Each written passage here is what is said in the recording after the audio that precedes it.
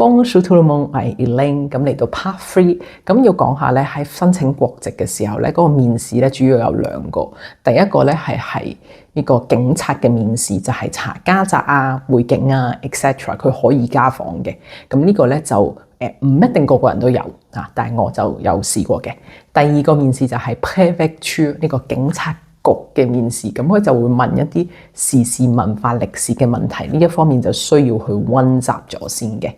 咁我哋講個比較大嘅呢個警察局嘅面試啦。咁其實呢個面試咧大概會係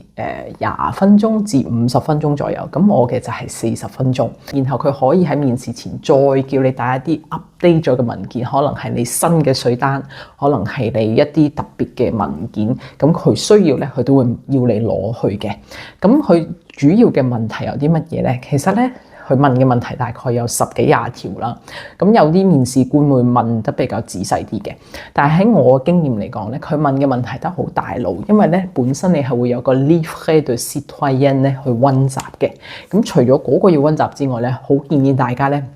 要上 YouTube 睇下200條呢個面試嘅問題，咁佢會幫你溫習一次咧，咁就會好好多。咁佢有啲咩問題咧？佢可以問你法國有啲乜嘢嘅共和國嘅價值啦，咁你就會講自由、平等、博愛啦。但係佢最大嘅特點咧，就有啲面試官問你呢個對你嚟講有啲乜嘢嘅意義，咁你就要演繹，就係你覺得點解重要，點解對你生活有一個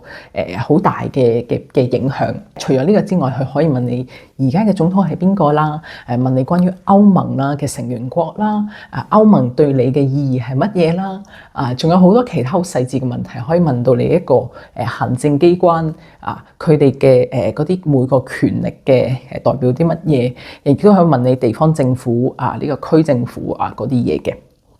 咁除咗之外咧，佢會問你一啲文化嘅問題，可能係法國最出名嘅歌手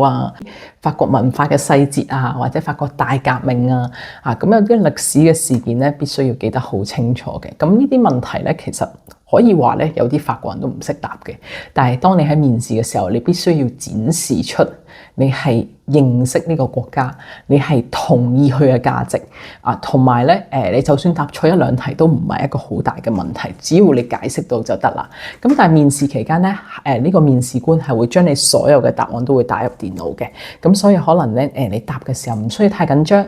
慢慢去講，然後佢可能會有啲延伸嘅問題，你答到就得啦。